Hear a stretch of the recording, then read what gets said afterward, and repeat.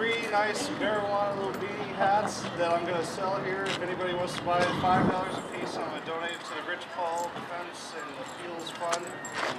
So, $15. I'll take one. All right. Can I get a picture before you get them all going? And this is the last shirt worn by Rich Paul at the last 420 in Keene during his trial.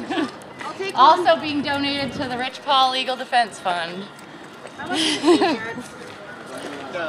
Creative donations accepted. Take a hat. And $4.19. You have change for I don't. Alright, that's a hat. And we have a shirt. We do. This is the one It's for like the defense one? and this is the one that was going to be worn next, I guess. Wait, I don't know. Creative donations. So this, I want the hat. Yeah. Okay. Do you have any other hats? $4.19. Yay! Here, I bought you a hat. Oh, thank you. Awesome. Hey. I wore my family shorts. Hey. Smite Molly over there. Okay, let's go get them. Where you going? Yep, Uncle Steve. Oh, Jesus.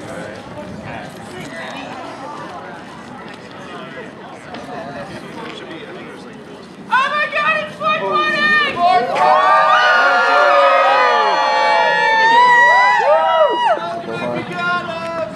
Alright, everybody knows how it goes, right? And you know who would be here to say the words himself, but he sure is in spirit. How big the spirit is today. Alright. We smoke these in remembrance of lost liberties. In hopes for a day when the people do not fear the government because the government fears the people.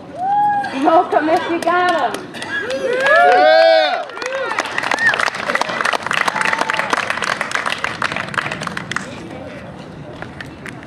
It's about to get cloudy.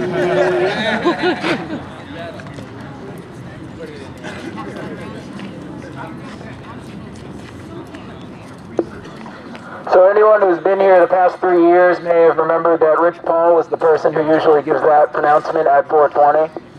And is everyone aware of his situation right now? He's awaiting sentencing on distribution, 4 counts of distribution of cannabis, and 1 count of distribution of something that was supposedly called acid, but it wasn't LSD, and despite the crime lab saying that it wasn't LSD, he was convicted of distribution of that chemical.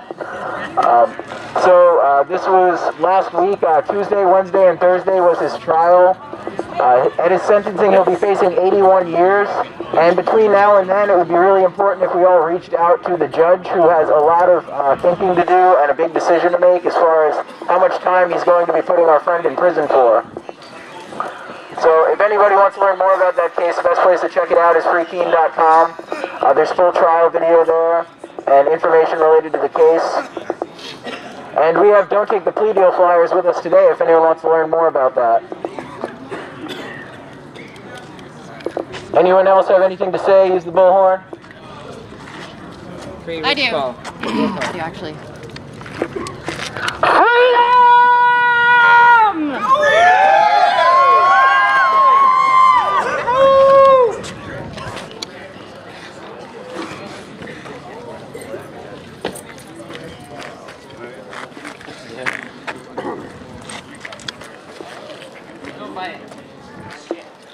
So one thing I'd like to point out is that all of us came here as individuals, free individuals. Nobody, we didn't get permission. We didn't ask for permission to come out here and do this. We just need to inspire others to think for themselves, to own themselves, to be themselves, Right now, all of us here, again, we are defying these stupid laws, these bad laws. We are defying them, and it's wonderful. We're great, and we're. I don't know. I get a really awesome feeling from this, and so I hope to see this bigger. I hope we, I want to see a lot of people out here next year, and especially I want to see Rich Paul out of a jail cell.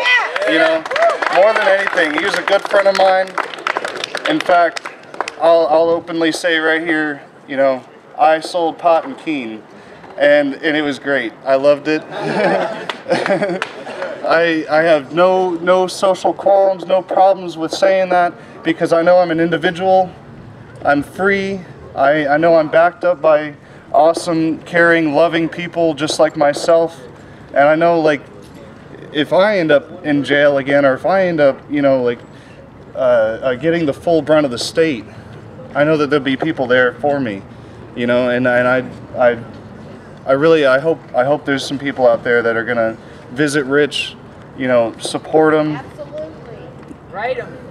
Write him, do whatever you can to help him out. Send him some money, send him whatever it is, but you know, like, he took a huge hit for all of us, you know, and it's his story that we got to just make sure people know about, you know.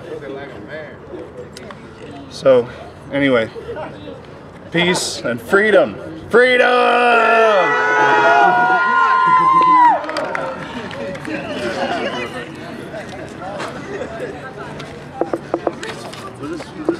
I just got one quick thing to say.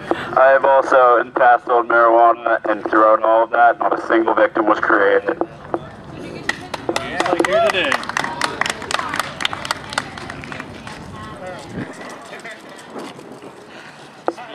It's wonderful that people are out being open about what is completely victimless activity, doesn't harm anybody, but still has such a stigma because it's criminalized in this country at the moment.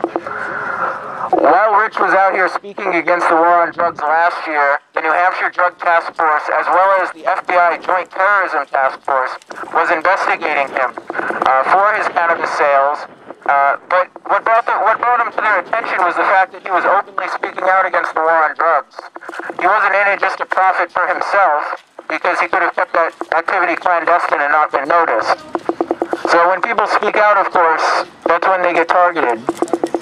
So it's important that when they do target one of us who has spoken out, that we make sure they're well defended.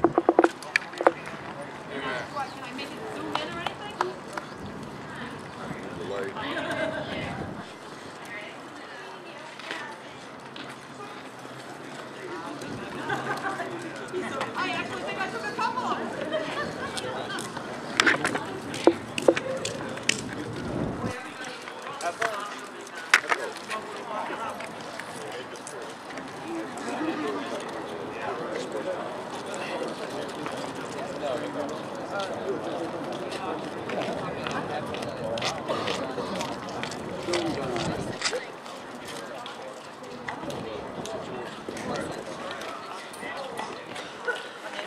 Designated walker down at the first sub shop.